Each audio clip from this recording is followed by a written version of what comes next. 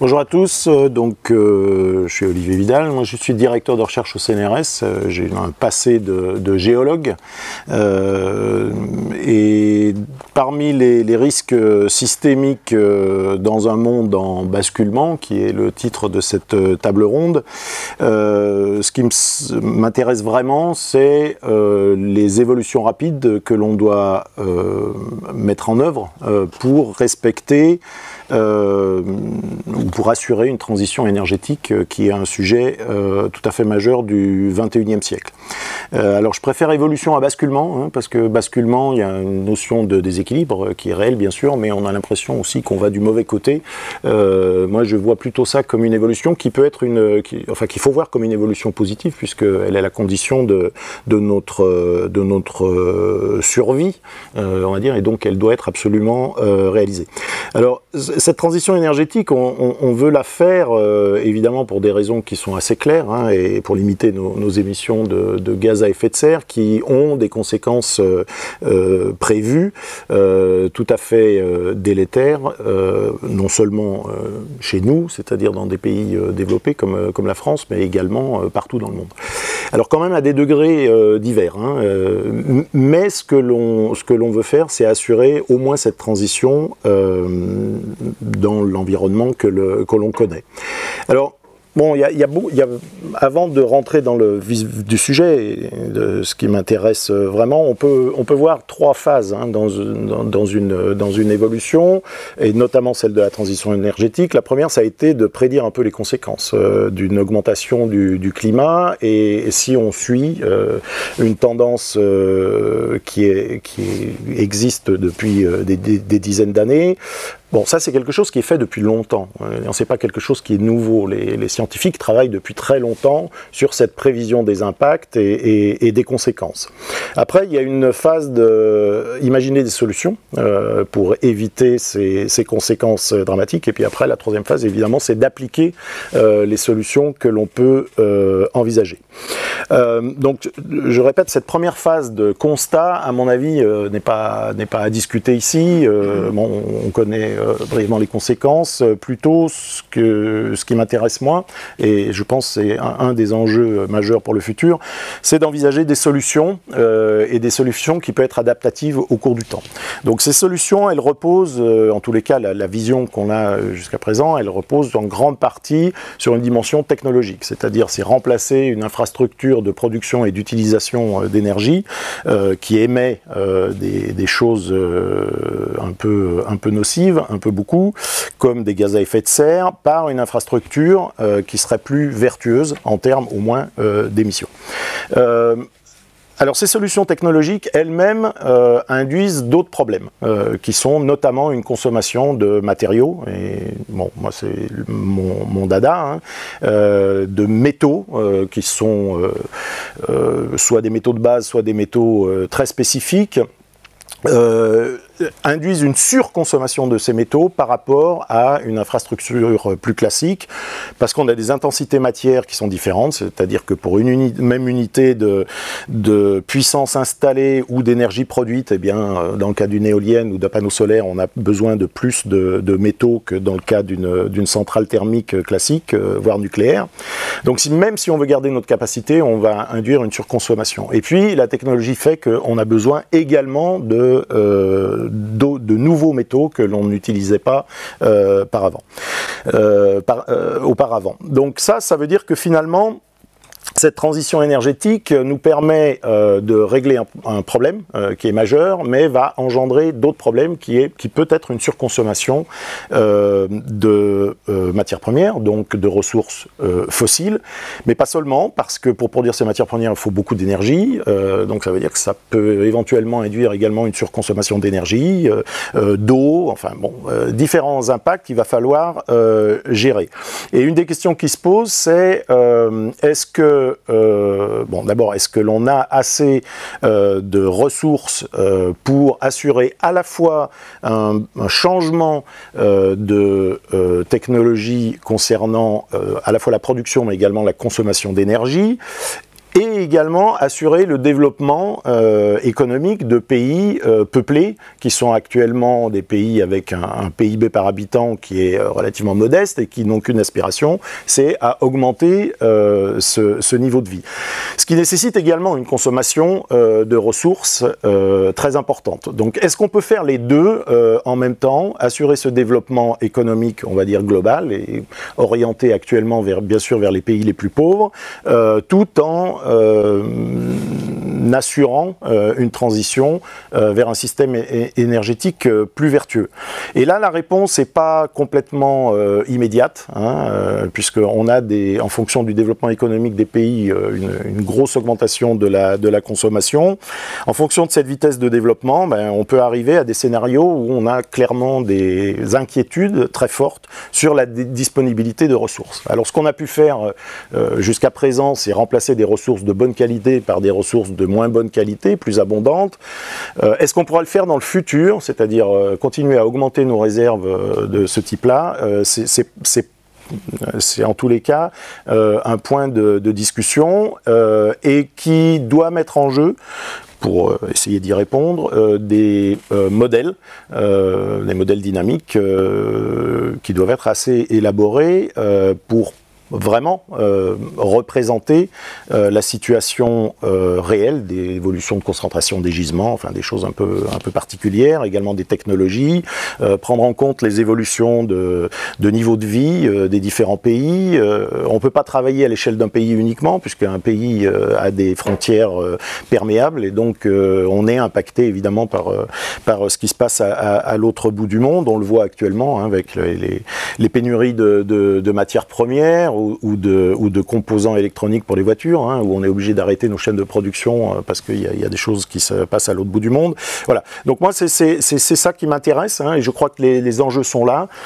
Mais ça, c'est que une partie de la solution finalement, parce que ça ne fait qu'envisager des solutions. La manière dont on les applique, ça c'est encore autre chose, c'est encore un autre niveau. Je pense que ça sera discuté par mes collègues avec une dimension plus politique, je dirais, et également d'adhésion des populations à des changements.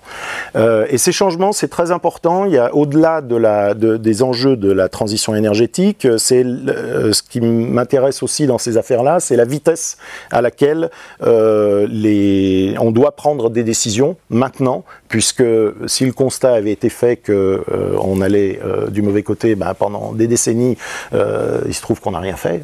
Donc maintenant, il y a vraiment urgence, et une très très grande urgence. Donc comment est-ce qu'on arrive à prendre des décisions, à entraîner une population et à accepter le changement, puisqu'on est tous reluctants en général à un changement. Ça remet en question ou ça pose beaucoup d'interrogations en tous les cas, sur la liberté individuelle, sur les contraintes qu'on peut mettre sur une société, et comment on peut convaincre les gens qu'il faut aller dans un certain sens. On a eu des exemples il n'y a pas si longtemps d'opposition au changement, voilà. Et puis dans la notion de vitesse, et je terminerai là-dessus, il y a une deuxième composante qui me semble importante, c'est qu'on peut identifier, alors je prenais l'exemple des matières premières, là, un surcoût par exemple de matières premières pour bâtir une nouvelle infrastructure qui correspondrait en utilisant des énergies renouvelables, etc., enfin en émettant moins de CO2. Mais est-ce que cette surconsommation, qui est un prix à payer, est vraiment un problème si on regarde sur le très long terme, ou après on sera gagnant? Donc on peut imaginer une période de transition qui va être très compliquée, qui va être coûteuse, où il y aura obligatoirement des perdants et des gagnants, mais il ne faut pas perdre de vue que ce qu'on paye actuellement, c'est ce qui nous permettra d'être gagnants sur le long terme. Donc voilà, c'est toutes ces choses moi qui m'intéressent, et dans les enjeux, au-delà d'une décision très dure d'appliquer une politique, c'est la manière dont on l'accompagne, et bien comprendre tous les couplages entre la société, la technologie, l'énergie, etc. Voilà, moi, je pense que c'est un des enjeux importants, même si je ne néglige pas du tout le fait qu'il faut prendre des décisions rapidement. Merci Olivier. Donc Gaël Giraud, je suis directeur de recherche au CNRS, et directeur du Georgetown Environmental Justice Program à Washington. Pour prendre la suite en fait de ce que tu viens de dire, Olivier, je vais essayer d'aborder 3 points. Le premier, c'est plutôt les aspects matière, qui vont faire écho à ce que tu viens de dire. Le deuxième, plutôt les aspects économiques et financiers. Le troisième, je dirais quelques mots sur les aspects politiques. Sur les aspects matière, et ça prolonge exactement ce que tu viens de dire, mon impression, c'est que au fond, dans les années qui viennent, il va y avoir un rectangle magique ou infernal, selon qu'on peut y répondre ou non, qui va s'imposer un peu à tout le monde, à tous les pays, mais qui s'impose aussi à la France, qui n'est pas spécialement bien dotée de ce point de vue-là. Les 4 sommets du rectangle, c'est les minerais, l'eau, l'énergie et la biomasse. La France est riche en biomasse et pauvre à peu près en tout le reste, y compris en eau. Les travaux du WRI, le World Resources Institute à Washington, laissent entendre que nous pourrions manquer d'eau potable, d'accès à l'eau potable dans les années qui viennent, même d'ici 2040. Ce sera moins grave qu'en Italie et en Espagne, où c'est déjà problématique aujourd'hui, mais ça va devenir un sujet dans les années qui viennent. Alors, pourquoi ce rectangle-là? Parce qu'il y a des liens de dépendance très étroits. Alors, tu en as déjà parlé il y a un instant.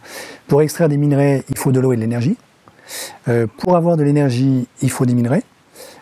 Et pour avoir de l'eau, ça c'est moins bien compris, il faut aussi l'énergie. Exemple, le Maroc et la Tunisie, comme vous le savez sûrement, manquent déjà cruellement d'eau aujourd'hui. Ils sont dans une situation où la sécurité nationale est en jeu à cause du manque d'accès à l'eau potable. Et envisagent tous les deux, de manière très sérieuse, la désalinisation de l'eau de mer, que ce soit la Méditerranée ou l'océan Atlantique. Simplement, pour désaliniser, il vous faut beaucoup d'énergie. Il se trouve que le Maroc a lancé un programme d'accès à l'énergie solaire assez important il y a quelques années, en partie d'ailleurs financé par l'AFD, avec l'immense centrale de Ouarzazate, ce que n'a pas fait la Tunisie. Et donc la Tunisie se trouve dans une situation beaucoup plus compliquée dans les années qui viennent d'accès à l'eau potable, et pas le Maroc, alors que les données géophysiques sont à peu près les mêmes, en gros, parce que la Tunisie n'a pas accès à l'énergie à laquelle le Maroc a accès. Donc vous voyez, il y a un lien entre ces trois sommets du rectangle, et puis la biomasse, c'est assez évident, à la fois parce que, quoi qu'il arrive, on a tous besoin de se nourrir, et ensuite parce que la biomasse a un impact sur l'eau. Comme vous le savez, s'il y a une forêt ou s'il n'y a pas de forêt, ça donne une pluviométrie différente, et puis parce que la biomasse a besoin d'eau. Et puis évidemment parce que, comme vous le savez aussi, on va être confronté, ou on est déjà confronté à des arbitrages massifs sur l'usage des sols, selon qu'on veut avec ces sols nourrir des hommes, du bétail ou produire de l'énergie, par exemple. Voilà. Et donc je crois que, en termes, disons, de réflexion géostratégique pour les années qui viennent, y compris pour un pays comme la France, si on prend ces 4 sommets du rectangle et si on se dit quels sont les moyens qui sont à notre disposition aujourd'hui pour sécuriser l'accès à ces 4 sommets, on a déjà une bonne partie à la fois du problème et de la solution. Bon. Et du côté, par exemple, industriel, ça me semble assez clair que ça implique un changement assez drastique de paradigme industriel du côté de ce que certains parmi nous, Philippe Biwix et d'autres, ont appelé l'industrie low-tech, c'est-à-dire une industrie qui soit pauvre, dont l'empreinte matérielle soit pauvre à la fois en minerais, en énergie, en eau et en biomasse. Et vous voyez que ça, c'est un changement complet de représentation de ce que c'est que l'industrie. Et mon expérience, on l'a encore vérifié il y a une semaine avec quelques-uns d'entre vous ici en Suisse, donc la semaine dernière, l'industrie suisse n'a aucune idée de ce que c'est que l'industrie low-tech. C'est complètement neuf pour eux, quoi. J'ai fait la même expérience en Italie il y a 1 an et demi. Donc petit à petit, le sujet est en train de monter, en particulier en France, grâce à quelques acteurs majeurs sur la question, comme le Shift, merci à eux. Mais dans d'autres pays européens, ce n'est pas encore le cas. Il y a un énorme travail de prise de conscience de la nécessité de changer de paradigme industriel qui est à faire. Deuxième point, la question économique et financière. Dans cette affaire, c'est assez clair, me semble-t-il, que le secteur privé ne pourra pas assumer la totalité des frais et des coûts d'investissement de la transition énergétique et écologique. Donc il faut un investissement public. Je ne vois pas comment on s'en sort sans investissement public. Or, comme vous le savez aussi bien que moi, on est dans une situation où nous croyons à tort ou à raison que la contrainte des finances publiques est très forte et que le surendettement généralisé de tout le monde rend impossible le financement d'un grand Green New Deal, par exemple, en Europe. D'un Green New Deal sérieux, pas ce qu'on est en train de faire au niveau européen. Alors là-dessus, ça me semble très important d'insister. Je veux dire, les règles budgétaires qu'on s'est données et les règles de comptabilité qui font qu'on a de la dette, on peut les changer. En revanche, les 2 premières lois de la thermo, on ne peut pas les changer. Et donc, il vaut mieux qu'on bidouille nos dettes, me semble-t-il, et qu'on arrive à une planète habitable dans quelques décennies, plutôt que le contraire. Alors, qu'est-ce que ça signifie très concrètement? Ça signifie qu'il y a des options qui doivent être discutées aujourd'hui et qui, en fait, le sont, mais qui le sont hors des caméras et des micros, sur ce qu'on appelle des swaps de dette. Alors, qu'est-ce que ça veut dire? Ça veut dire que vous avez plein d'acteurs publics et privés qui sont aujourd'hui surendettés, Il n'y a pas que l'État français. Hein. Le Japon a 250% de son PIB de dette publique aujourd'hui, ce qui est beaucoup plus que la France. Bon. Et le secteur privé, je le rappelle à tout le monde, est plus endetté que le secteur public, partout. Donc tout le monde a beaucoup trop de dettes. Et donc il y a une option qui est de dire, eh bien, les créanciers vont accepter, consentir à renoncer à une partie de leurs créances, donc annuler une partie des dettes en échange d'un swap de dette, en échange du fait que le débiteur s'engage avec l'argent qu'il récupère implicitement à investir dans le vert, dans la transition énergétique, écologique, quel que soit le sens qu'on veut donner à ceci de manière précise. Alors premièrement, des swaps de dette, ça se fait tous les jours. Donc l'AFD pratique ça en permanence avec un certain nombre de pays, par exemple africains, mais pas uniquement, qui n'arrivent pas à rembourser leur dette publique. Nous l'avons fait il n'y a pas très longtemps encore avec des pays de l'Est européen. Donc quand j'entends un certain nombre de responsables politiques dire les dettes, ça se rembourse quoi qu'il arrive, c'est juste un mensonge. Nous annulons des dettes partiellement depuis des décennies, voire des siècles, ce n'est pas une nouveauté. La nouveauté ici, c'est de dire on a absolument besoin, et c'est dans l'intérêt du créancier lui-même, de renoncer à une partie de sa créance pour pouvoir survivre. Il faut que le créancier comprenne ça. Alors tant que le créancier vivra dans l'imaginaire de l'île déserte, que ça s'appelle la planète Mars, la Suède ou que sais-je d'autre, où il pourra toujours se réfugier lorsque son débiteur sera mort, bon, il exigera que son débiteur rembourse la dette. Si le créancier comprend qu'il a intérêt lui-même à renoncer à une partie de sa créance pour que lui et son débiteur puissent survivre, alors ça va changer une partie de la donne. Je sais qu'il y a des discussions sur ces questions-là en ce moment, au FMI, à la BCE, etc. Je pense que ce serait bien que ces discussions entrent dans le débat public, dans le débat démocratique. Au niveau européen, ça me semble assez clair qu'on est dans une situation très spécifique parce qu'il se trouve que la BCE, pour des raisons dans le détail desquelles je ne vais pas revenir, a acheté beaucoup de dettes publiques depuis 2009, en particulier depuis 2015, mais ça a commencé dès 2009. Et comme vous le savez sûrement, elle a plus de 2000 milliards d'euros de dettes publiques des pays membres de la zone euro à son bilan. Donc elle est la créancière de ses actionnaires. Parce que les États de la zone euro sont les actionnaires de la BCE. Donc on est dans une situation qui n'a aucun sens économique et qui sert d'alibi à l'imposition de programmes d'austérité qui rendent impossible la mise en œuvre d'un grand plan de transition écologique comme on en a absolument besoin en France. Donc il y a une option claire qui est de dire la BCE va renoncer à ses créances, au moins une partie d'entre elles, vis-à-vis de ses débiteurs que sont les États membres de la zone euro qui se trouvent être ses actionnaires. Donc il y a une bonne raison de vouloir annuler ces dettes. Je rappelle à tout le monde, mais on ne va pas rentrer dans le détail technique ici, que ça ne coûtera rien à personne, que ça ne mettra pas en faillite la BCE, qui ne peut pas faire faillite, et que ce sera même bénéfique certainement pour la réputation de l'euro. Parce que les investisseurs étrangers se rendront compte que la zone euro prend au sérieux la transition écologique et se donne les moyens de survivre dans les décennies qui viennent. Donc c'est une option, je suis certain qu'elle va être discutée dans les années qui viennent. Il faut juste qu'un certain nombre de mes collègues économistes orthodoxes consentent à ce qu'on en discute démocratiquement, plutôt que ce soit discuté dans les couloirs de la BCE ou du FMI. Deuxième aspect de l'économie, après, pardon, je suis trop long, je passe à la politique. Deuxième aspect, il y a quand même aussi un autre éléphant dans la pièce dont on ne parle plus du tout aujourd'hui, qui est la prochaine crise financière. Je redis que nous sommes aujourd'hui au sommet d'une énorme bulle spéculative financière. Les banques n'ont absolument rien appris de ce qui s'est passé en 2008, ont recommencé à faire de la spéculation sur les marchés financiers. Vous le savez sûrement, les indices boursiers n'ont jamais été aussi hauts que pendant la crise du Covid.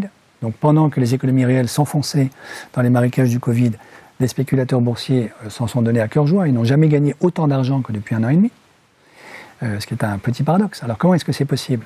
Ça n'est possible que grâce aux politiques de quantitative easing, d'assouplissement monétaire des banques centrales. Pourquoi? Parce que la sphère financière occidentale n'est plus alimentée aujourd'hui par les excédents commerciaux de la Chine, qui était sa source essentielle d'alimentation en argent venant de l'économie réelle jusqu'en 2009. Donc aujourd'hui, vous avez une sphère financière occidentale qui gonfle encore plus rapidement qu'avant 2008, qui est alimentée par les politiques monétaires des banques centrales. Donc les banques centrales aujourd'hui sont coincées parce qu'elles se disent il faut quand même qu'on arrête un jour ou l'autre ce jeu hallucinant de verser des milliers de milliards aux banques qui les utilisent pour spéculer sur les marchés financiers.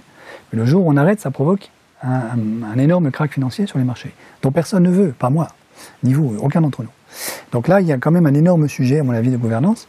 Si on veut financer la transition, il faut quand même aussi qu'on ait réglé ça. Ça passe par la régulation des marchés financiers, qui pour l'instant n'est sur l'agenda, à ma connaissance, d'aucune institution, d'aucun État, et pas beaucoup de candidats à la présidentielle en France, par exemple, pour 2022.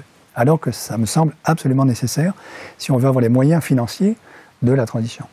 Et puis dernier point d'un point de vue politique, si on prend un tout petit peu de recul par rapport aux énormes enjeux politiques auxquels nous sommes confrontés pour mettre en œuvre cette transition, On pourrait dire en caricaturant qu'il y a deux grandes options d'économie politique qui sont devant nous si on veut arriver en 2050 à une société française, européenne, mondiale qui soit bas carbone et, c'est encore mieux, zéro carbone net. Il y a une première option qui est celle à laquelle tous les militants pensent, qui est une société très décentralisée, un peu ce qui a été visé par les coopératives allemandes il y a encore quelques années, où chacun peut produire de l'énergie dans son jardin grâce à l'éolienne de son jardin ou aux panneaux photovoltaïques sur le toit de sa maison. Et du coup, parce que chacun est producteur d'énergie, a son mot à dire dans les décisions politiques de la société. Donc ça, c'est une démocratie participative avec une très forte décentralisation. Donc ça, et par exemple, les communs, évidemment, jouent un rôle central dans ce type d'organisation sociale. Il y a une deuxième option, qui est exactement le contraire, une société très centralisée, avec un État autoritaire qui est en alliance directe avec le capital privé et qui impose ses choix de société au reste du corps social qui n'a plus les moyens de négocier. Ça, c'est l'option chinoise, clairement. Alors, qu'est-ce qui fait que malheureusement la deuxième option est possible? C'est qu'une société essentiellement construite sur les énergies renouvelables est une société très intense en capital, ce qu'on ne voit pas d'ordinaire. Pourquoi? Parce que la part du CAPEX, donc de l'investissement en capital, dans le coût de production, par exemple, du kilowattheure, avec des énergies renouvelables, est beaucoup plus importante qu'avec des énergies fossiles.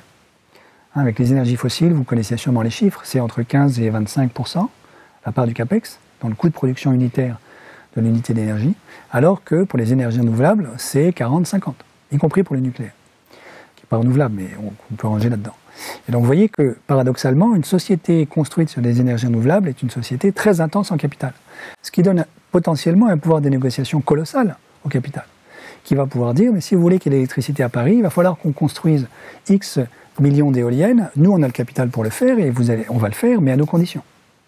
Oui, donc je caricature. Évidemment, la solution se trouve, à mon avis, quelque part entre les deux, dans la mise en œuvre d'un État stratège démocratique, pas autoritaire, démocratique, qui assure les conditions de possibilité de la transition, en la finançant en partie, en assurant que la société civile peut jouer sa part avec la construction des communs, et que le secteur privé peut jouer également sa part. Donc ça n'est ni la société complètement décentralisée, dans laquelle une partie d'entre nous, à mon avis, réinvestit un imaginaire anarchiste, en vérité, ni la solution de Xi Jinping, mais autre chose. Donc une espèce de républicanisme écologique, à mon sens, qu'il faut réussir à mettre en œuvre. Et ça veut dire quand même renouveler assez profondément la donne disons, des lumières occidentales européennes du XVIIIe siècle, qui ont été construites sur 3 piliers, et je m'arrête là. Le premier pilier, c'est au fond la désacralisation du pouvoir, quand nous, les Français, on coupe la tête du roi, et on dit voilà, ça n'est plus ni Dieu, ni la nature, ni l'histoire qui vont nous imposer nos choix de société. On va en discuter ensemble. Donc le trône, le lieu du pouvoir devient vide puisqu'on a coupé la tête du roi. Et c'est le débat démocratique qui prend la place du corps du roi. Deuxième grand pilier, le droit et l'égalité de tous devant la loi va assurer la protection des citoyens, notamment face à la tyrannie de l'État. Ça, c'est Montesquieu, l'esprit des lois, la séparation des pouvoirs, etc. Et l'état de droit.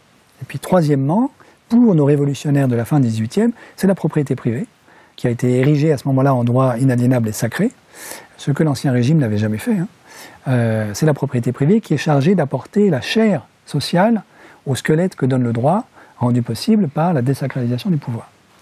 Aujourd'hui, me semble-t-il, depuis une quarantaine, cinquantaine d'années, disons, ce qu'on a l'habitude d'appeler le néolibéralisme, qui est à mon avis un post-libéralisme, est en train de transformer tout ceci en resacralisant le pouvoir politique.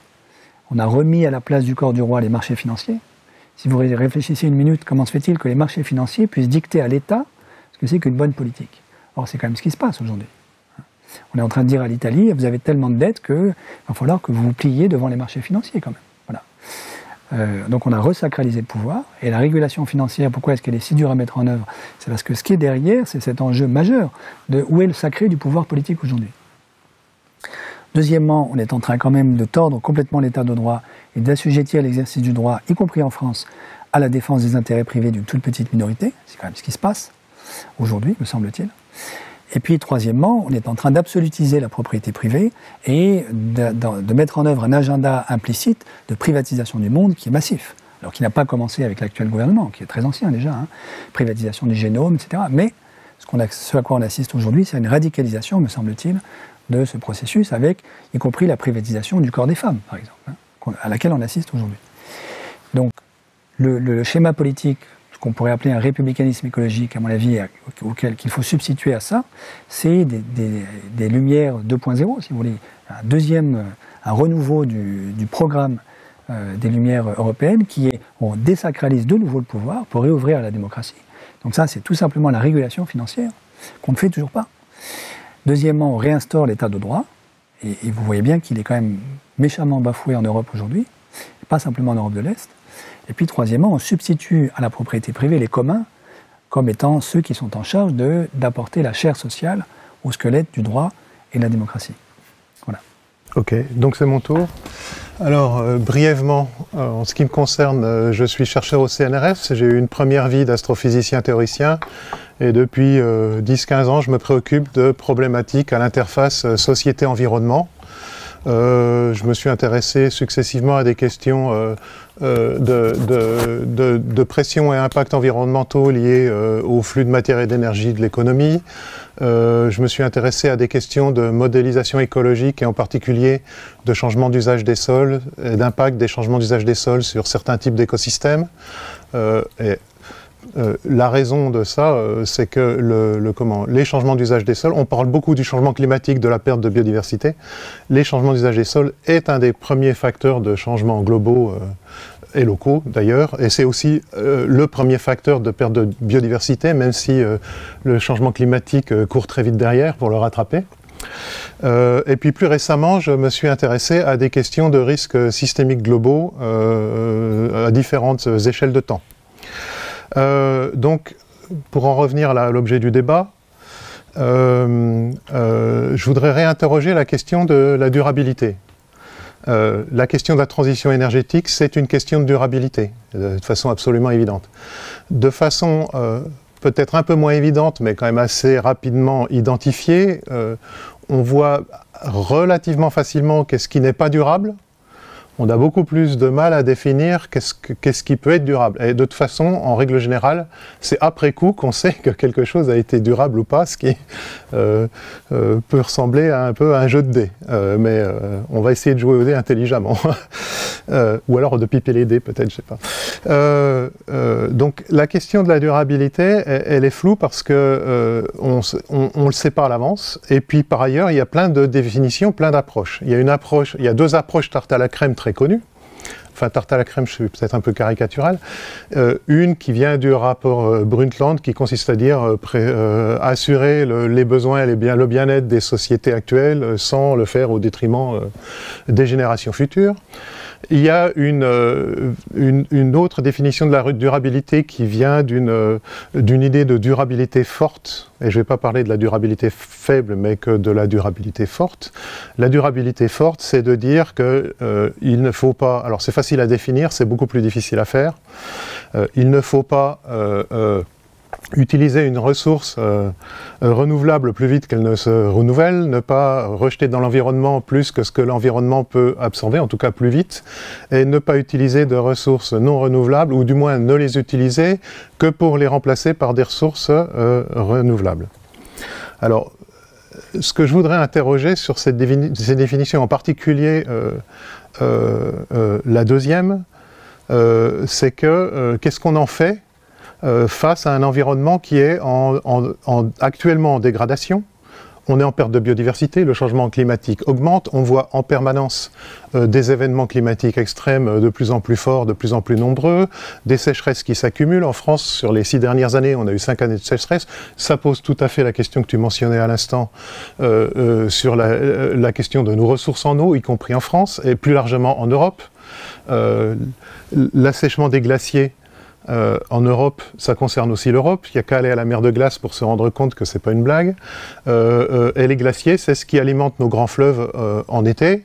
Et nos fleuves et nos rivières, c'est ce qui alimente une partie de l'agriculture également en été, à la période où il faut irriguer. Bon, donc on a même très localement, on est ici à Grenoble, dans le Grésivaudan, il y a régulièrement des conflits sur l'usage de l'eau entre l'agriculture et le reste. Donc c'est pas du tout un problème lointain, cette question d'eau, c'est un problème très proche. Donc on est globalement dans un système, dans un environnement en dégradation actuellement, et dont, même si on fait une transition énergétique, il va continuer à se dégrader, parce que le changement climatique ne va pas s'arrêter du jour au lendemain, parce que la perte de biodiversité ne va pas s'arrêter du jour au lendemain, la déforestation et la désertification qu'elle peut entraîner ne va pas s'arrêter du jour au lendemain, etc., etc. Donc le problème de la définition de la durabilité forte dans un tel contexte, c'est que c'est quelque part une vision statique de la durabilité. On a un état du système et on veut le préserver tel qu'il est. Mais le tel qu'il est, c'est quoi? C'est quoi la norme? C'est tel qu'il est il y a 50 ans, tel qu'il était il y a 100 ans, ou tel qu'il sera dans 20 ou 30 ans, si on réussit à faire, ou non, la transition énergétique, sachant que de toute façon, le changement climatique n'est qu'un des problèmes de changement globaux auxquels on est confronté. Donc il y a une forme de dissonance cognitive là, entre une définition de la durabilité à laquelle beaucoup de gens croient, y compris dans les milieux scientifiques qui s'intéressent à ces questions-là, et une réalité qui est, dont l'inscription dans la dégradation est faite. Alors elle va être plus ou moins forte, chaque dixième de degré qu'on gagne, comme disait quelqu'un récemment, un des co-auteurs du rapport du GIEC, c'est toujours ça de prix. En effet, néanmoins, on est confronté à cette question-là. Ça veut dire quoi, être durable dans ces conditions-là? Et la réponse courte, c'est s'adapter. Mais cette réponse courte, elle ne définit pas ce que c'est qu'un environnement acceptable. Jusqu'à quel point la dégradation est acceptable? Qu'est-ce qu'on fait quand la dégradation devient inacceptable? Ce n'est pas un problème pour demain, hein, c'est un problème aujourd'hui pour un certain nombre de populations du Sud. Et ça va être un problème pour nous dans un avenir qui n'est pas si lointain. Alors, je voudrais, je précise, je ne suis pas du tout spécialiste ni de sciences politiques ni quoi que ce soit, néanmoins, je voudrais quand même ouvrir cette question qui est en partie une question de sciences politiques, qui peut aussi être en partie une question de philosophie politique et qui est de toute façon une question politique, de politique environnementale. Il y a un bouquin qui est paru il y a à peu près 2 ans de chercheurs en sciences politiques australiens qui s'appelle The Politics of the Anthropocene et qui ont proposé ce qu'ils appellent une boucle de réflexivité, c'est-à-dire de s'adapter de façon réflexive. Et qu'est-ce que ça veut dire? Et ça, c'est pas quelque chose que je veux vous apporter sur un plateau comme une solution, mais plutôt comme une piste de débat, y compris comme une piste de débat démocratique sur ce que signifie la durabilité. Alors, cette boucle, il y a 3 pôles. Alors, c'est une boucle parce qu'ils l'ont envisagée comme une circulation entre les 3 pôles, mais en fait, il faut s'occuper des 3 en même temps. Le premier pôle, c'est un pôle d'identification. Le deuxième pôle, c'est un pôle d'auto-examen. Et le troisième pôle, c'est un pôle d'action par rapport à la fois à l'identification des problèmes et à l'auto-examen qu'on a fait dans quel état on se trouve. À l'intérieur du pôle d'identification, la question posée, c'est question d'ordre 0. Il faut surveiller les changements. C'est ce qu'on fait assez bien, raisonnablement bien, du moins du point de vue environnemental. Surveiller les impacts que ces changements ont sur l'environnement, et pas seulement sur l'environnement, y compris sur l'aspect social. Et puis, troisième point, le point qu'on fait le moins bien, en tout cas au niveau politique collectif, pas forcément au niveau scientifique, qui est d'anticiper les conditions futures et les impacts futurs. Le pôle d'auto-examen consiste à apprendre des erreurs du passé, premier point. Deuxième point, repenser, et là c'est un point très difficile, repenser ce qui constitue le cœur de nos valeurs et de nos pratiques. Qu'est-ce qui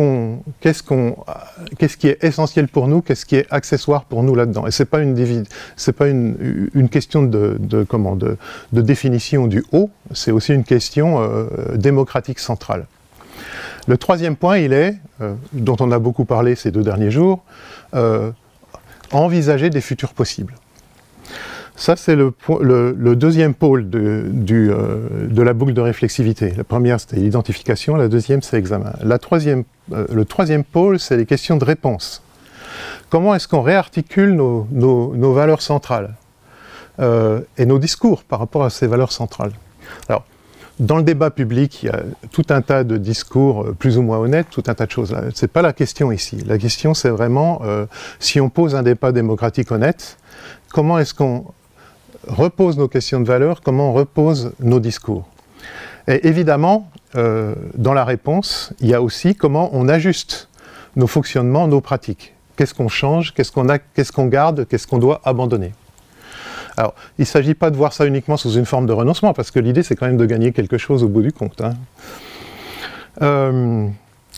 Ça, c'est l'idée, c'est le concept central qu'il y a dans ce bouquin de Politics of the Anthropocene. Alors, c'est des gens de sciences politiques qui ne vous expliquent pas tellement comment on opérationnalise ce genre de truc. Et ça, c'est plutôt là que j'ai, moi, un petit peu réfléchi. Pas très loin, j'ai rien publié sur la question, mais j'y ai quand même un peu réfléchi. Alors, il est évident que le pôle d'identification relève principalement de questions de sciences de l'environnement. Il est à peu près évident aussi que les deux autres pôles relèvent de questions d'ordre sociopolitique. Mais elles relèvent aussi de processus décisionnels. Et c'est là que se pose la vraie question. Il y a une question, comment dire, d'émancipation collective là derrière, qui est de savoir comment est-ce qu'on améliore les capacités, les capacités au sens de scène, à la fois individuelles et collectives, pour être capable de prendre en main ces questions-là.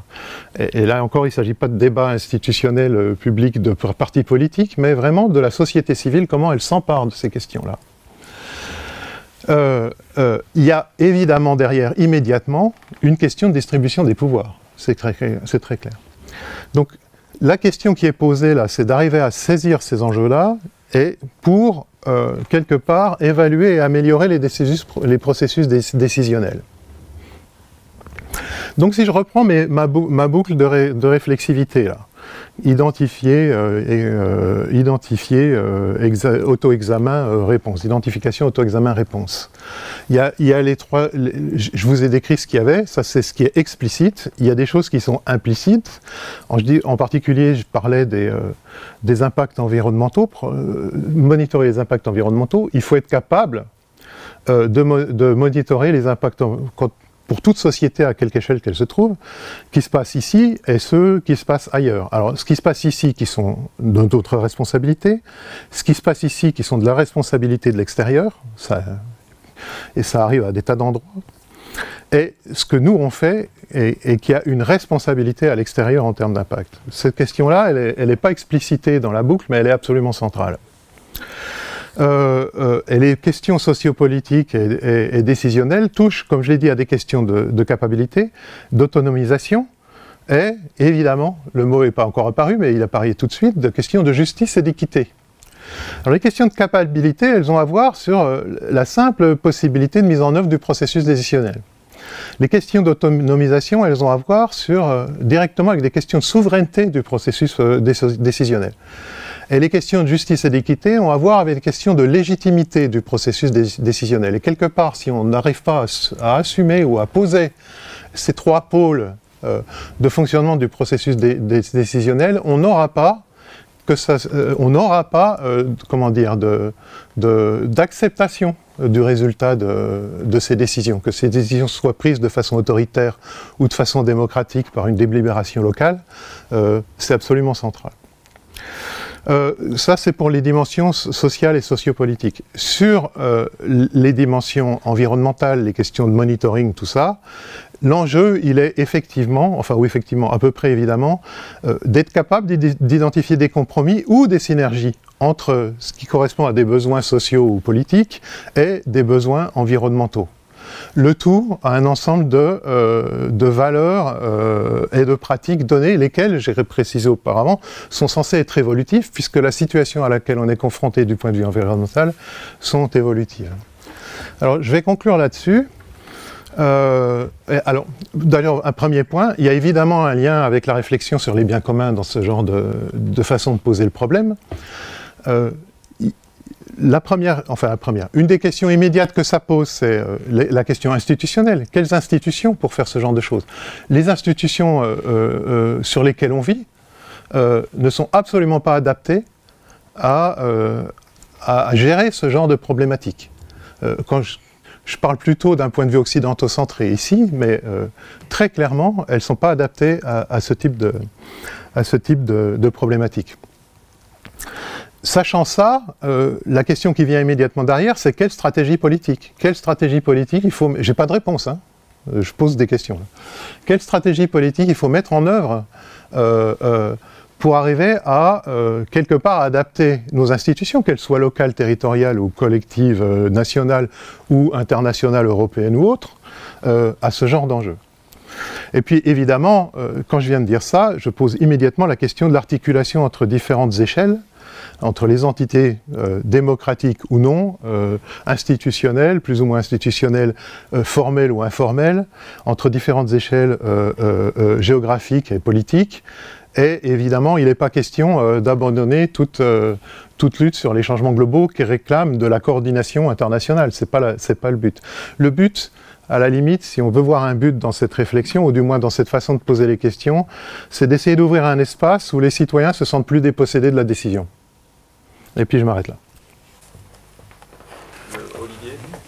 Oui, bah, je suis assez en phase avec ce que vient de dire Pierre-Yves. Hein. Enfin, moi, j'avais mentionné 3 phases de diagnostic et d'essayer de trouver des solutions, puis après de les appliquer. Et les enjeux, effectivement, sont là. Après, on peut se poser des questions sur le processus de décision et de mise en place d'une politique visant à accompagner les changements et sur l'aspect démocratique ou pas. De ce processus.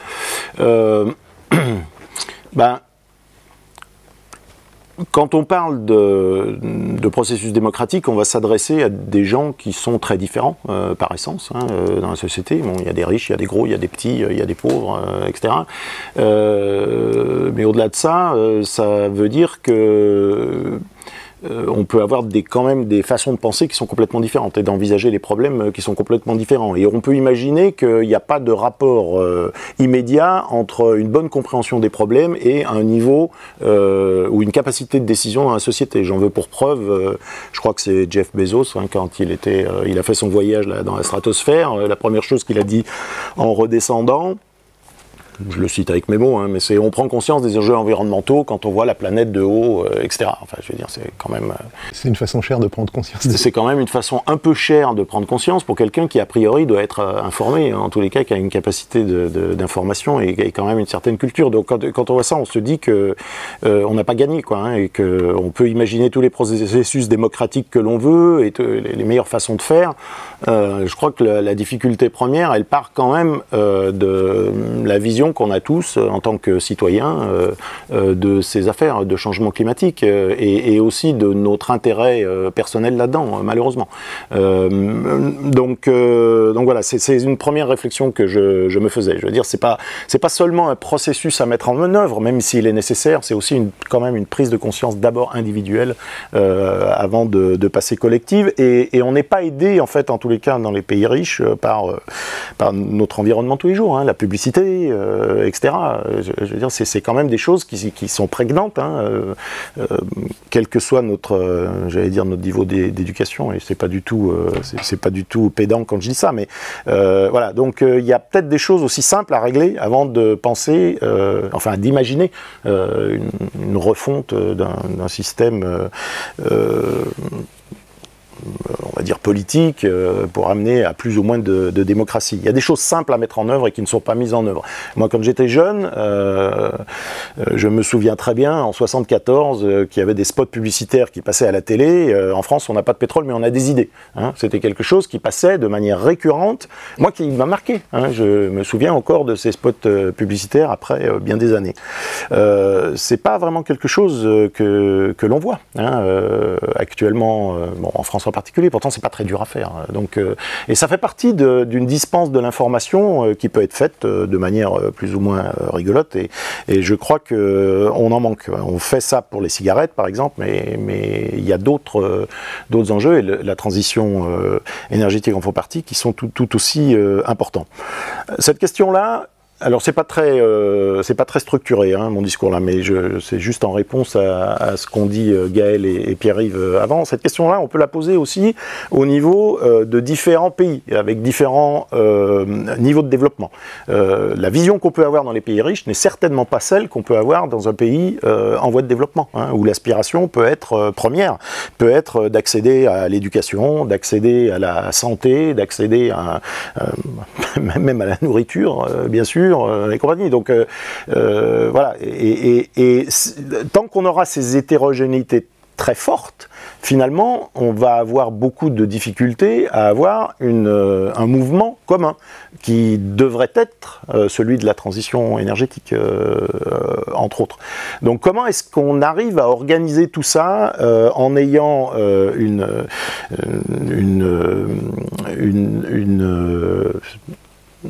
un niveau d'agrégation ou des différences plutôt importantes entre des pays, des façons de penser, et même au sein des pays, cette diversité qui est bonne, enfin en soi, je ne parle pas d'uniformiser tout le monde, mais comment est-ce qu'on arrive à aller vers un mouvement commun en considérant les aspirations individuelles qui peuvent être très différentes des individus.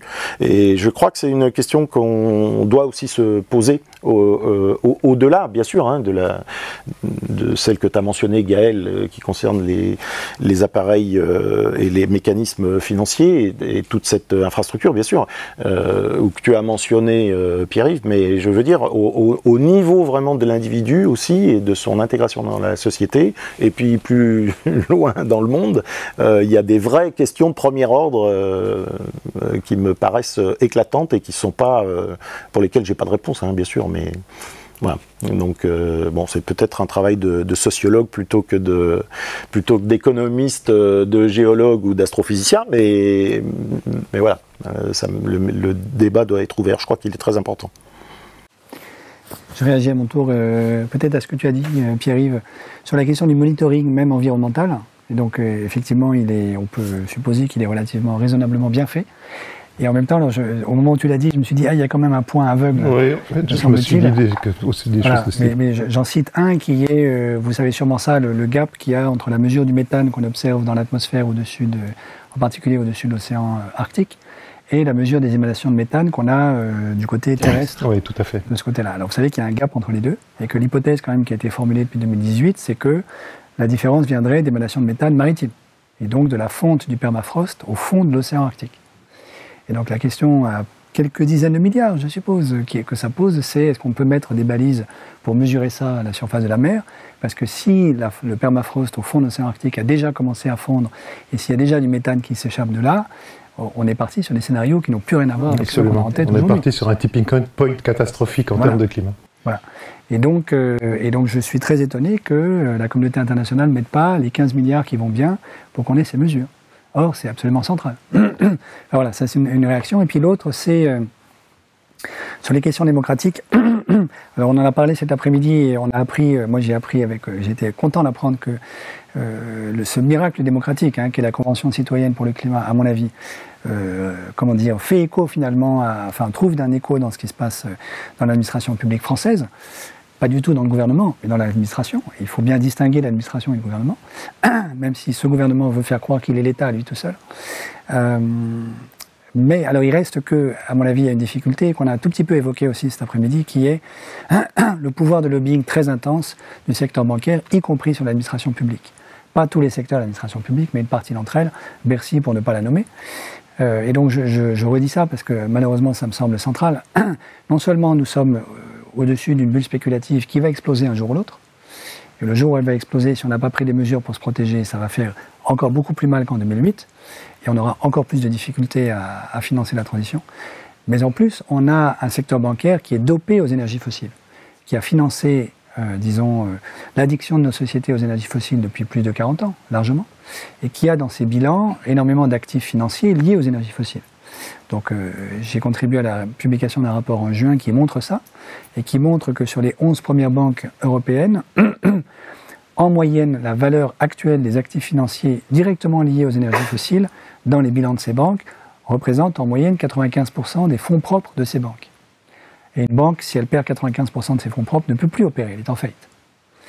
Et donc ce que ça veut dire très concrètement, c'est que si, ce qui ne va pas arriver, mais si demain matin nous étions sérieux et que nous disions à la fois le charbon, le pétrole et le gaz sont des actifs échoués, plus personne n'a le droit de les vendre ou de les acheter, et donc leur valeur marchande tombe à zéro, ces 11 banques, les 11 premières banques de la zone euro seraient toutes en faillite. Les banquiers sont intelligents, ils le savent, ils ont fait ces calculs. Même s'ils les ont fait moins finement que nous l'avons fait nous, peu importe. Ils ont compris qu'une transition écologique rapide signifiait la fin de leur business et la faillite de leur banque. Et donc, ils sont debout sur le frein. Même s'ils font semblant ils font du greenwashing. Mais vous avez sûrement regardé l'excellent livre de Julien Lefournier et Alain Grandjean sur la finance verte, la prétendue finance verte, qui pour l'instant reste une illusion. Hein. Donc les green bonds ne sont pas vertes, ni plus vertes, ni moins vertes que les obligations émises par tout le monde. Bon. N'en déplaise au Trésor français. Bon. Et donc ça pose une énorme question. C'est-à-dire que tant qu'on n'aura pas aidé le secteur bancaire à se débarrasser de sa propre addiction aux énergies fossiles, les banques, avec le pouvoir qu'on sait qui est le leur aujourd'hui, continueront de faire du lobbying pour empêcher tous les autres acteurs d'avancer à marche forcée du côté de la transition. Et tous ces autres acteurs sont connus. Le secteur industriel privé est tenu par la dette, par les banques. Donc toutes les banques sont capables de rappeler à n'importe quelle entreprise qui a beaucoup de dettes, écoutez, vous faites ce que vous voulez, mais vous avez des dettes à nous rembourser. Donc nous, on pense que vous devriez faire ça. Et on est votre créancier, donc on a un petit peu notre mot à dire sur ce que vous allez faire dans les 15 prochaines années.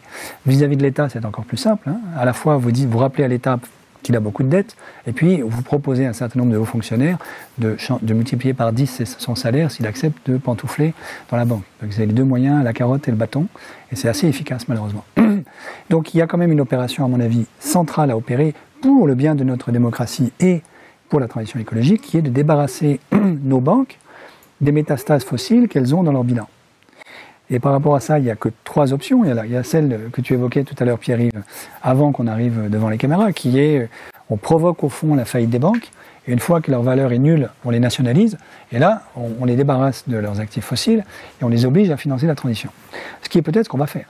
Mais disons que c'est la solution la plus brutale. La plus dangereuse, on va dire. La plus dangereuse aussi, parce que la faillite bancaire peut intervenir en 24 heures, donc vous ne contrôlez pas trop le processus quand même.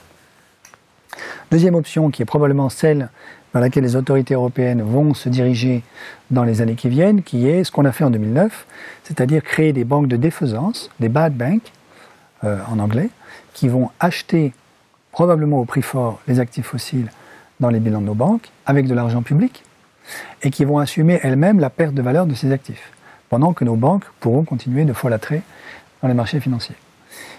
Ça, c'est une solution qu'on a mise en œuvre en 2009, qui me semble une mauvaise solution, parce qu'in fine, la dette de ces bad banks va être reportée dans le bilan des États.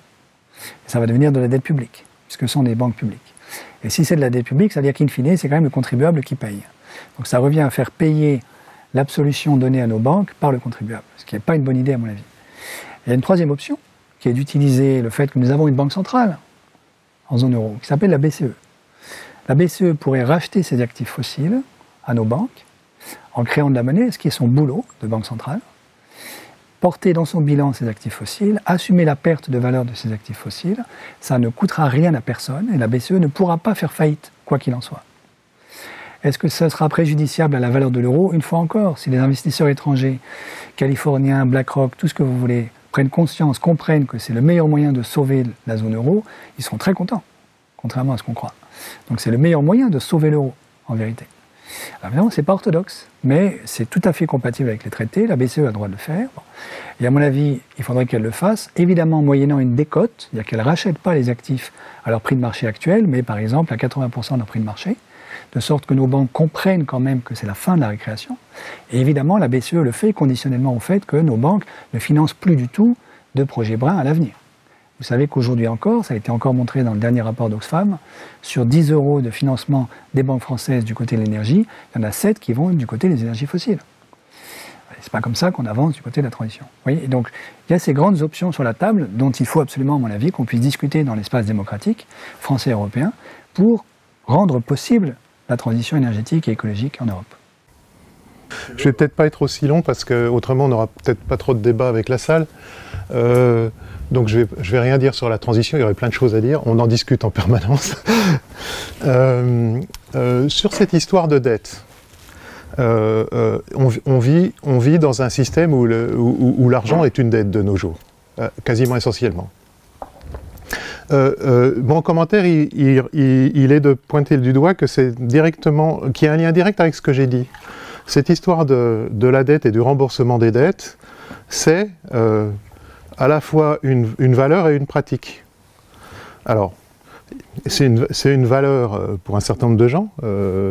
C'est aussi un intérêt bien compris de ceux qui sont du côté de l'encaissement des intérêts de la dette.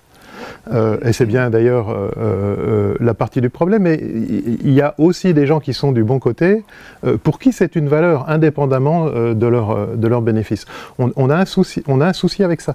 La question de l'annulation des dettes, le fait que l'annulation des dettes soit devenue quelque chose d'impossible. Alors d'abord, c'est comme le disait Gaël il n'y a pas longtemps, c'est ce qu'on raconte dans le débat public, mais néanmoins de l'annulation de la dette, on en fait tout le temps.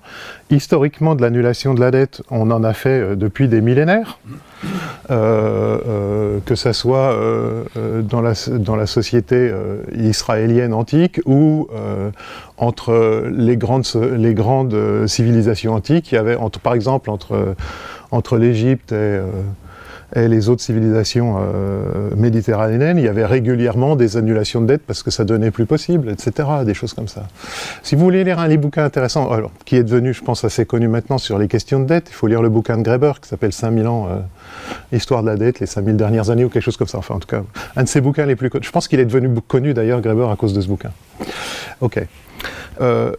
Mais des annulations de dettes importantes, récentes, il y en a eu. Dans les années 50, on a annulé la dette de guerre de l'Allemagne de la Deuxième Guerre mondiale, etc. Donc, 1953. Comment ? En 1953. Ah oui, tu te souviens de la date. Je me souviens pas exactement de la date. Comment ? J'étais pas né. Hein. Non, mais moi non plus. Donc, on est face à une question de choix, là, démocratique au sens littéral. Accepte-t-on une annulation de dette ? La question que je posais tout à l'heure, sur réviser ses valeurs et ses pratiques, elle se pose aussi à ce niveau-là. Et c'est un très bon exemple de ce que je pense peut être un élément de débat dont les citoyens se saisissent.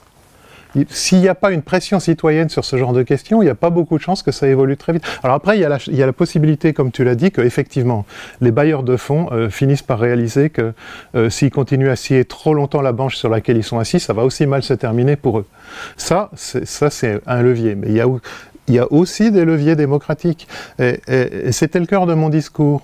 Cette histoire de boucle de réflexivité, c'est une façon, c'est pas la seule, c'est une façon de redonner aux gens au moins de la capacité à discuter des vrais enjeux sans avoir l'impression qu'ils sont enfermés.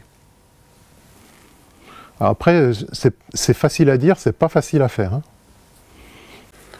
Ouais, moi j'ai l'impression que quand tu dis les gens, en fait, c'est une frange très particulière de la population, en fait.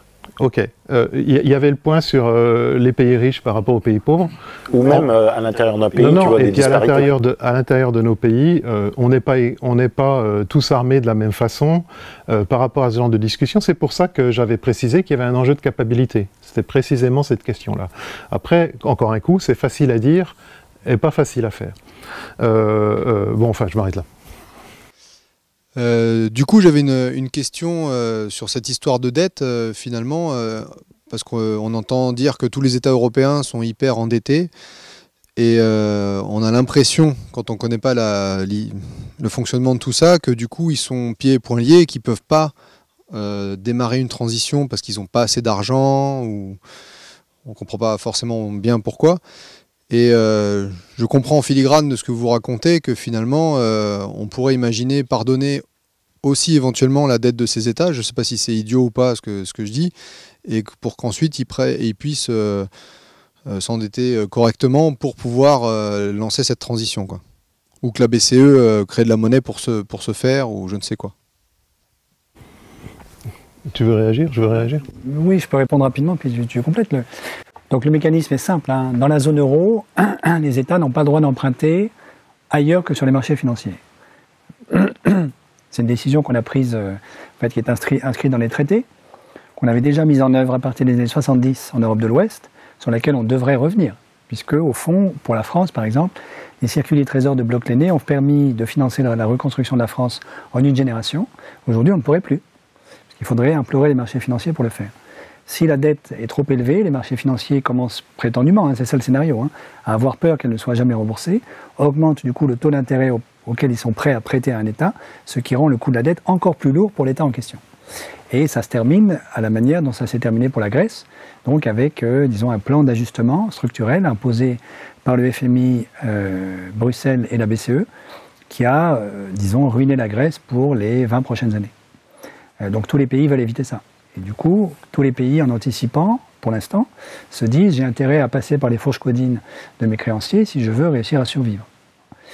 Comment est-ce qu'on échappe à ça? Donc la question, c'est celle à laquelle tu faisais allusion. Il se trouve que, et c'est un peu une chance, la Banque Centrale Européenne a racheté des titres de dette publique depuis plus de 10 ans.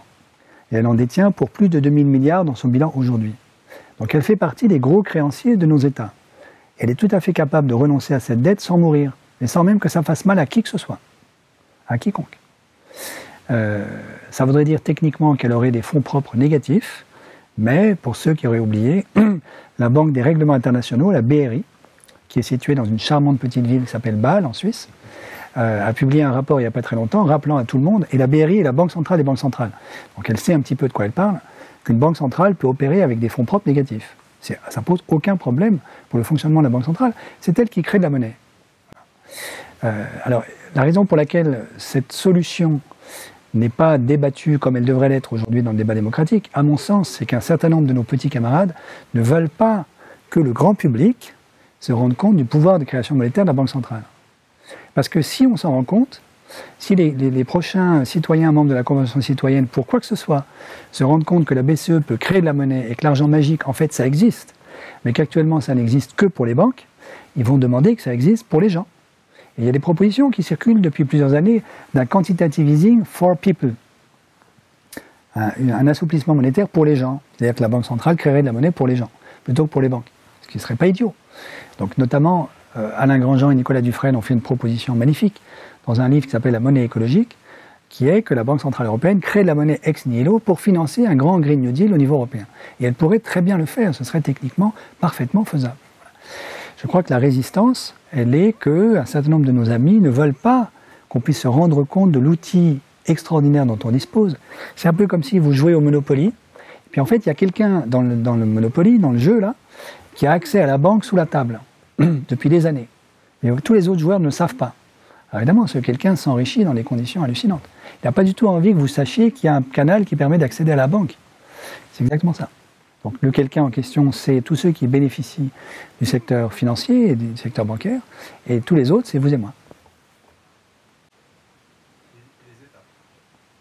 Et les États aussi, oui, tout à fait. Absolument. C'est une question de convention, fondamentalement. Donc on est sur une convention où la monnaie est créée, l'essentiel de la monnaie est créé par les banques privées via des prêts, et où la Banque centrale est effectivement en capacité de siffler la fin de la récré si elle a envie, sauf que les traités ne sont pas faits comme ça. La BCE est quand même aussi soumise à des traités. Alors des fois, elle peut s'asseoir dessus. Mario Draghi, il s'est quand même un peu assis dessus au moment de la crise de 2008, mais ça ne se passe pas toujours très très bien. Je ne sais pas si vous avez fait attention récemment, il y a eu en particulier par rapport à la politique de la Banque centrale de rachat des dettes des États, la cour de Karlsruhe, allemande, a levé le doigt en disant « Hop, on n'est pas d'accord, c'est pas conforme au traité ». Est-ce que la Cour a fait ça parce qu'elle était dans l'idée qu'elle ne voulait pas que les gens se rendent compte qu'il y avait de l'argent magique? Non, elle ne l'a pas fait pour ça. Elle l'a fait parce que dans la mentalité allemande, ils sont encore dans le traumatisme successif de la République de Weimar, de l'hyperinflation de la politique de Weimar, et puis de la catastrophe qui a suivi la crise de 29, qui a été extrêmement dure en Allemagne. Ça a été dur dans plein de pays, mais enfin eux s'en sont pris plein la figure à cette période-là. Pour eux, une dette est une dette, on n'en déroge pas. Alors après, il y a aussi du jeu politique, évidemment. Il y a aussi des intérêts politiques de court terme qui interviennent dans ce genre de position. Mais donc, on est quand même dans un jeu de relations de pouvoir, finalement. Comment est-ce qu'on fait évoluer la politique sur la création monétaire? C'est une question de relations de pouvoir, c'est pas une question de capacité à créer ou non de l'argent. Sur cette question de finance, de monnaie, il y a un mythe, je pense, qui est encore très majoritairement partagé, c'est que l'argent c'est neutre. L'argent c'est ? L'argent c'est neutre, mais c'est même, enfin c'est partagé au café du coin, mais c'est partagé aussi, j'ai l'impression, il y a une expression chez les néoclassiques, le voile de la monnaie.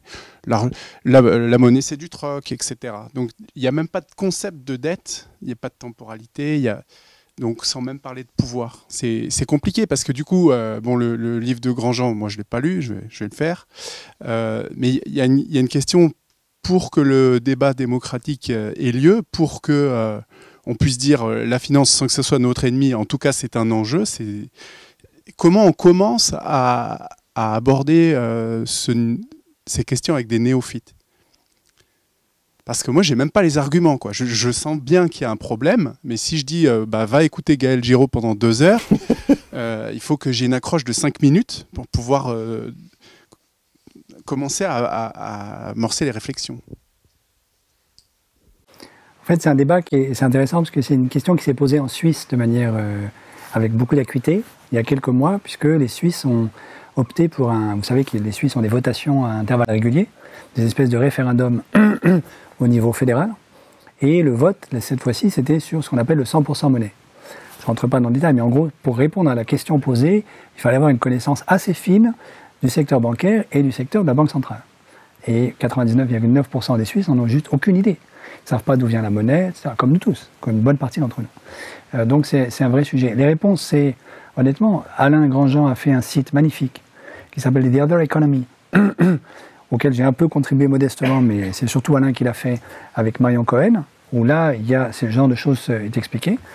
J'avais écrit un petit livre en 2013 qui s'appelle L'illusion financière, où j'ai réexpliqué tout ceci, je crois assez en détail. Voilà. Il y a quand même des moyens de s'informer aujourd'hui. Alors évidemment, ça prend du temps, malheureusement. Mais là où tu as absolument raison, c'est qu'il y a un enjeu de formation dans nos universités, puisque dans 99% des départements d'économie des grandes universités, sans même parler des écoles de commerce, on continue d'enseigner que la monnaie est un voile, qui est une aberration expliquée par les économistes néoclassiques, dont l'origine est un économiste français, malheureusement, Jean-Baptiste Say, qui est le premier à avoir utilisé cette métaphore. Donc l'idée sous-jacente à laquelle s'accrochent les économistes néoclassiques, c'est que la quantité de monnaie en circulation dans une économie n'a pas d'autre impact sur l'économie que de fixer le niveau général des prix. Donc pour les physiciens, c'est une jauge en fait. Et donc si vous multipliez par 2 la quantité de monnaie en circulation, ça ne fait que multiplier par 2 tous les prix. Et les prix relatifs, en particulier le prix d'une orange versus le prix d'une heure de cours d'anglais, restent le même. Et donc ce postulat de neutralité de la monnaie habite la totalité de l'économie néoclassique, y compris celle de quelqu'un comme Thomas Piketty, qui fait comme si la monnaie était neutre, est évidemment complètement faux. Toutes les études empiriques montrent que la monnaie n'est jamais neutre. Donc on multiplie par 2 la quantité de monnaie en circulation, ça a des impacts colossaux sur le chômage, la dette, la croissance évidemment, le déficit commercial, le déficit public, etc. Voilà. Ça c'est un moyen pour les économistes néoclassiques d'évacuer la monnaie. Parce qu'une fois qu'on a dit que la monnaie est neutre, on fixe la jauge du niveau des prix, après on peut oublier la monnaie et faire comme si on était dans une économie de troc. Donc le paradoxe, c'est que nos amis néoclassiques nous construisent des modèles dans lesquels il n'y a pas d'énergie, il n'y a pas de matière, donc tout ce dont on discute, mes 2 voisins, et puis un petit peu moi quand même aussi à Georgetown, n'existe pas. Il n'y a pas de monnaie, il n'y a pas de secteur bancaire, et l'État n'investit pas, personne n'a de dette. Donc c'est un monde qui n'existe pas en fait. Donc un monde sans énergie, sans matière et sans monnaie, c'est peut-être, on pourrait imaginer des sculptures, des œuvres d'art, c'est du capital mort, quoi. C'est ça, Et encore, c'est une idée de capital mort, parce qu'il n'y a même pas de matière pour faire une sculpture. Voilà. C'est ça un peu le monde des néoclassiques. Voilà. C'est ça quand même qu'il faut jeter par la fenêtre. Ouais. Il faut quand même un jour ou l'autre que nos sociétés se débarrassent de ça et qu'on reconstruise une économie qui tienne la route, quoi. Le drame de ça, c'est que la plupart des enseignants d'économie ne le savent même pas. Ils ne savent même pas où ce qu'ils enseignent n'est pas vrai. Et quand on leur dit, ils l'ignorent. C'est quand même problématique. Alors, une fois qu'on a dit ça, alors, il y a une autre question par rapport à ce que tu as demandé, c'est-à-dire comment je mets une accroche. Mais alors, c'est un problème général, ça ne concerne pas que la monnaie, tout ça. C'est toujours beaucoup plus difficile de déconstruire une idée reçue qu'à l'air qu'on peut énoncer comme ça, que de l'énoncer. Ça prend toujours beaucoup plus de temps. Et on vit dans un monde où le span d'attention du téléspectateur, c'est que le span d'attention du poisson rouge, comme disait je ne sais plus qui il n'y a pas longtemps, tu n'as pas le temps de déconstruire quoi que ce soit. Alors même si les gens ont envie de regarder, et même s'ils ont l'attention intellectuelle pour, ils n'ont pas le temps. Moi je vois, à mon échelle bête à moi, à quel point j'ai moins de temps maintenant qu'il y a 20 ans. Peut-être un point qu'on peut rajouter, quand même, c'est une difficulté aussi à déconstruire une idée reçue, c'est acceptable et si on a une vraie alternative à proposer, c'est très difficile pour les institutions, y compris la psychologie d'un individu, hein, pour revenir à l'individu d'Olivier. Donc c'est plus difficile si on a le constat implicite qu'il n'y a pas d'alternative. Alors ce qu'on veut essayer de faire ensemble, tous les trois, avec vous tous en fait qui êtes dans la salle, c'est de construire des modèles alternatifs. Des modèles économiques dans lesquels il y a de la matière, il y a de l'énergie, il y a de la biomasse, il y a de la biodiversité, le jour où on y arrivera, et puis de la monnaie. Voilà. Le gros point important, c'est d'aller faire du lobbying chez les banquiers qui, eux, font le lobbying généralisé, de leur dire, mais en fait, votre planète Mars et votre Suède...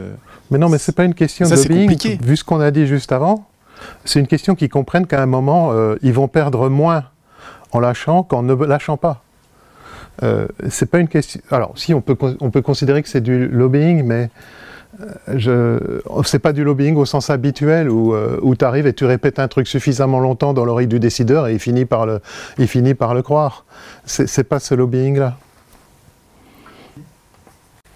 Bah, moi, ce que je constate de vos discussions et des questions qui sont posées, c'est que finalement, on a un système qui est supposé servir le citoyen, quelque part. Hein. Les banques, elles ont quand même été créées pour ça. Le système politique aussi. Et qui devient un problème en période de transition rapide voulue. Donc moi je vois pas bien comment sortir de cette boucle, sachant que ça représente finalement enfin je reviens sur mon idée d'avant, c'est que la proportion de personnes impliquées dans ces systèmes qui restent très élitistes hein, et qui gèrent les décisions est extrêmement faible par rapport à la frange de population qui n'a même pas idée des enjeux et que ça les concerne. Donc oui, le lobbying, effectivement, à haut niveau, c'est une solution, ça ne marchera jamais. Il n'y a aucune raison que ça marche. Et je ne vois pas comment on peut sortir de cette boucle-là, si ce n'est avec perte et fracas, quoi. Enfin, avec un petit peu de violence. Voilà. Je te trouve pessimiste. Hein. Oui, je pense que tu es plus optimiste que ça. Mais... Oui, finalement. Hein. C'est-à-dire, je constate quand même qu'il y a un certain nombre de nos décideurs qui finissent par changer. Il y en a quelques-uns. Hein. Je ne vais pas les citer ici, mais y compris les banquiers. Hein. Les banquiers qui arrivent à 55-60 ans et se disent « j'ai quand même fait beaucoup de bêtises dans ma vie ». Oui, c'est ça. Non, mais ça, qu'ils fassent le constat, ils sont assez intelligents pour le faire. Mais certains d'entre eux quittent la banque. Ouais. Et vont se racheter une âme en travaillant au shift, etc. Quoi. Enfin, je veux dire, ça existe. Ils se reconnaîtront. Ça existe. Voilà. Donc, il y a quand même des conversions individuelles, personnelles, qui s'opèrent. Après, la question, c'est comme dans un modèle leasing, c'est-à-dire il faut que ça diffuse à la totalité de cette petite élite qui a les pouvoirs. Et pour l'instant, on n'en est pas là. Donc, il y a un problème de transition de phase, mais j'ai quand même le sentiment que travailler à la fois au niveau top-down, c'est-à-dire au niveau des élites, en favorisant la diffusion la plus rapide possible de la transition de phase, et au niveau bottom-up, en aidant le corps social, la convention citoyenne, à mobiliser et à bouger tout ça, on doit pouvoir y arriver. Sinon, je ne sais pas ce qu'on fait. Espérons. Non, mais tu as raison. Il faut évidemment être. Alors, moi, je suis plutôt pessimiste, mais quand même, je voudrais dire quelque chose qui va plutôt dans le sens de l'optimisme, qui est, on ne sait jamais quand la transition de phase s'opère. C'est-à-dire, avant que quelque chose ait changé, on a toujours l'impression que le système est tellement verrouillé que ça ne changera jamais. Et je prends toujours le même exemple. Une semaine avant la chute du mur de Berlin, personne n'aurait parié un copec sur la chute du mur de Berlin. Enfin, Emmanuel Todd peut-être, mais mis à part lui, j'en sais pas trop. Et pourtant, le mur de Berlin est tombé. Donc, en fait, le problème, c'est que vous ne savez jamais à quel moment une action, ou du moins une mobilisation citoyenne, finit par percoler suffisamment pour produire des conditions de changement. Donc c'est ça qui fait que je continue personnellement à me bouger. Autrement, je ferais des trucs qui m'intéressent, quoi. Je ferais de la musique, de la marche. Enfin, j'essaie d'en faire un peu aussi, hein, mais si je ne savais pas ça par l'expérience historique, il y a des expériences historiques où on ne sait pas très bien. Quand le roi, pour reprendre le cas du roi auquel on a coupé le cou, on a tué le corps du roi, convoque les États généraux, il devine absolument pas que ça va mener à la révolution juste derrière. Enfin, oui, quasiment juste derrière. Ça a été un peu violent, hein, quand même. Hein. J'ai pas dit que ça n'a pas été violent. C'est pas mon discours.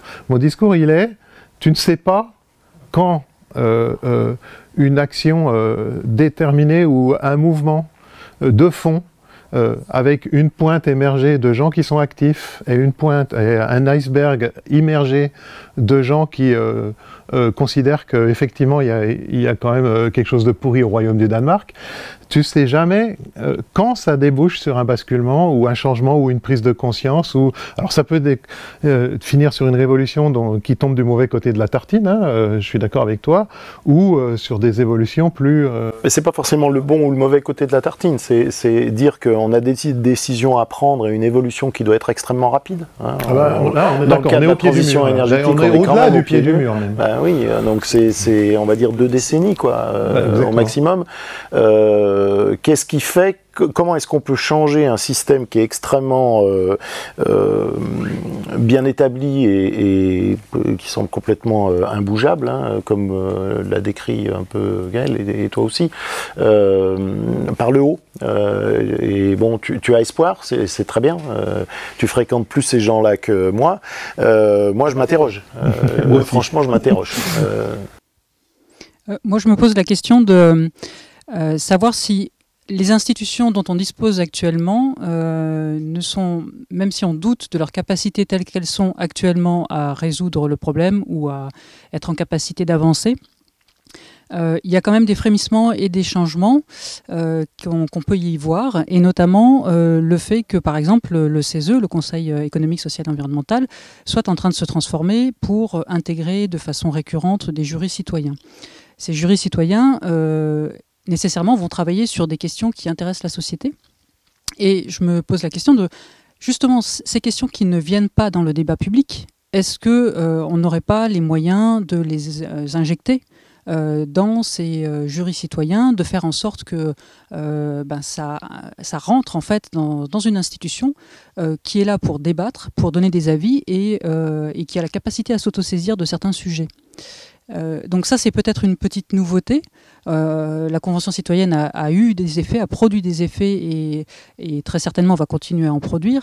L'un d'entre eux est l'institutionnalisation de cette forme de participation citoyenne. Alors, avec toutes les limites que ça peut comporter, etc., parce que c'est du coup un peu plus cadré, mais néanmoins, c'est un canal qui, je pense, pourrait être mobilisé pour poser les questions qui aujourd'hui ne sont pas dans le débat public.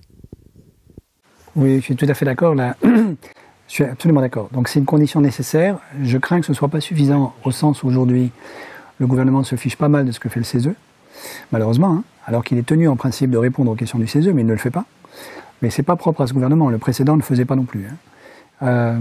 Et donc, à mon avis, il faut même aller un peu plus loin et demander, par exemple, que le CESE puisse contribuer au débat parlementaire, et qu'il puisse y avoir par exemple une saisine de l'Assemblée nationale qui oblige le gouvernement à répondre aux questions dès lors qu'il y a un mouvement citoyen qui a recueilli tant de voix, ou bien que par exemple les jurys citoyens au CESE ont réussi à faire valoir auprès du CESE qu'on voudrait qu'il y ait un débat de cette nature au sein de l'Assemblée nationale.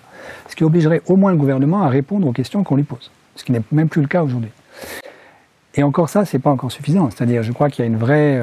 donc ça, c'est un peu le thème quand même de la 6ème République. Il y a une vraie refonte de nos institutions à penser, liée au fait qu'on en a parlé un tout petit peu cet après-midi. D'une certaine manière, la 3ème République était complètement déséquilibrée du côté de l'Assemblée nationale. Donc, le cœur du pouvoir et de la fabrique politique était à l'Assemblée, et l'exécutif était, disons, sans intérêt, et vraiment l'exécutant, pour le coup, des décisions qui étaient prises à l'Assemblée nationale.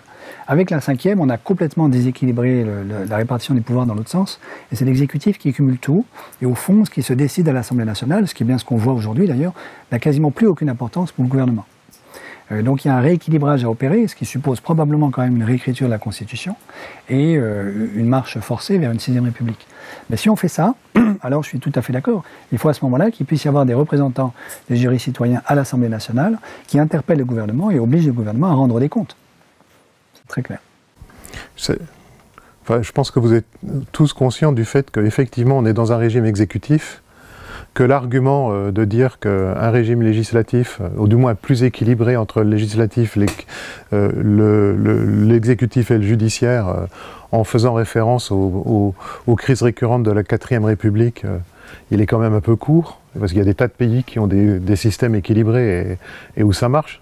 À commencer par l'Allemagne, qu'on prend toujours en exemple, mais pas sur précisément, comme par hasard, pas sur ce sujet-là. Effectivement, si on veut faire évoluer quelque chose du point de vue institutionnel, il paraît clair que la première chose, c'est de rééquilibrer les pouvoirs.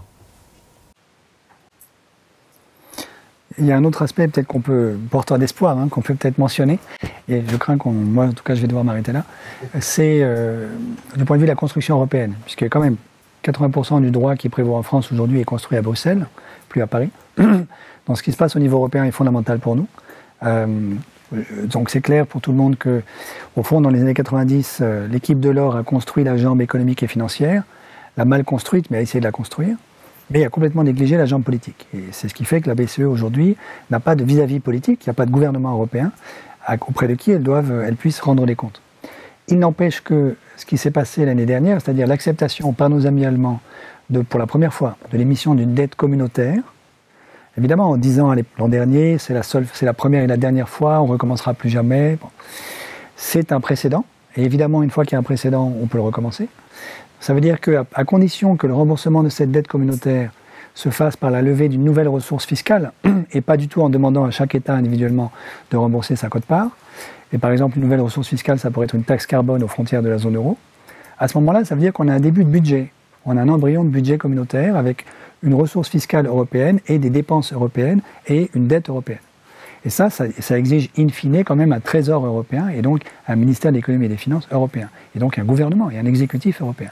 Donc ça peut être, l'avenir va nous le montrer, ça peut être l'embryon de la construction du gouvernement européen qui nous manque depuis plus de 20 ans et que l'équipe Delors n'a jamais voulu faire. Voilà. Et ça, c'est porteur d'espoir aussi.